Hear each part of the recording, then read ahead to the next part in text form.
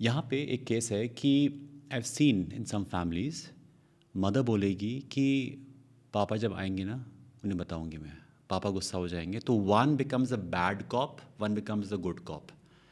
तो जो bad cop नहीं भी बनना नहीं चाहता है वो बैड कॉप बन जाता है क्योंकि वो डिसिप्लिन इंस्टिल कर रहा है और एक लव लेके आ रहा है। तो बच्चे को नहीं आ रहा समझ, बच्चा सोचता है कि नहीं जो बैड कॉप है वो तो है ही bad, and that entire equation. तो इसीलिए इंडिया में ख़ास तौर पे जो रिलेशन है of at least a son with a father वो बहुत ही डिफरेंट रहता है। We have seen a movie called Animal जहाँ पे कुछ ऐसा ही दिखाया गया था, it was extreme, but then ऐसे केसेस हैं। आई रिमेंबर मूवी लाइक उड़ान, एक मूवी आई थी, वहाँ भी कुछ ऐसा था, if I am not wrong. तो there is a tiff between a father and a son, and वो ताउम्र रहता है, वो वूंड हील ही नहीं हो पाती है। और वो जब वो बच्चा बड़ा हो जाता है, जो उसके रिश्ते हैं अपनी वाइफ के, अपने बच्चे के साथ, वो है ना कि वो जो एक ट्रॉमा है, it is been passed on to generation, वो चला आ रहा है।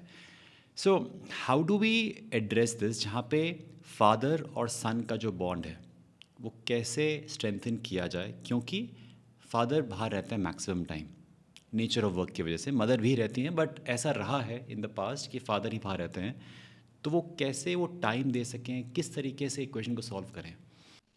देखिए, आपने बड़ी अच्छी बात बोली, जनरेशनल ट्रॉमा चल रहा है ना ये। जैसे मैंने आपको बोला था कि जो हमारे न्यूरॉन कनेक्शन है वो बचपन में बन जाते हैं। तो जिस तरह से आपने अपने पापा को अपने साथ देखा होता है ना, वो न्यूरॉन कनेक्शन उस टाइम बन रहे होते हैं। तो जब आप फादर बनते हैं ना, तो नेचुरली आप भी उसी तरह से अपने बच्चे के साथ बिहेव करते हैं, जबकि तब आपको पसंद नहीं आ रहा था वो behaviour.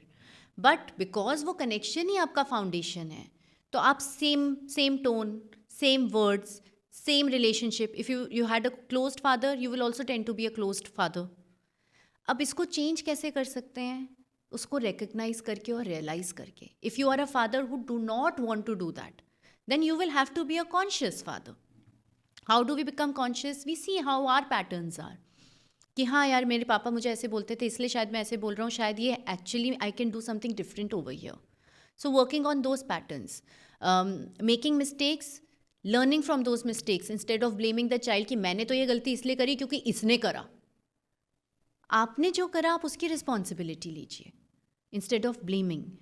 Understanding your patterns, healing your traumas in any way possible. If you can go for therapy, if you think that's required, go for that. There's so many spiritual techniques. Affirmations है, I'm a calmer person, वो कर लो।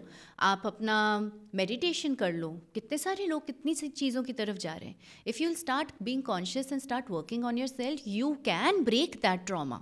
That is your responsibility. Because it's not what, कितनी अच्छी line मैंने कहीं पढ़ी थी कि it's what you have done is not your fault, but what you will do is your responsibility. वाह। So do that now. Even if your child is 15 and you can feel कि यार अब तक में मैंने बिल्ड नहीं किया वो रिलेशनशिप, इसलिए तो अब कर लो। होप अभी भी है। बिल्कुल है, बिल्कुल है।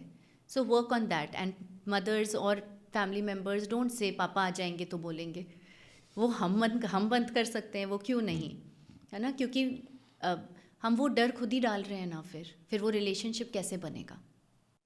And fathers be more emotionally out there. It's hard with the kind of upbringing that they have had. It's hard, but work on yourself, recognize yourself. Sometimes if you feel कि I'm not able to be emotional, just seeing yourself like that, many people will not even say that, or they will say तो कि अगर आपको रोना नहीं आता समझो क्योंकि आपका बचपन में ऐसा था, उस चीज़ को recognize तो करो कि हाँ यार नहीं आता रोना, और शायद ये healthy भी नहीं है, and I'm working on it. That is a conscious father.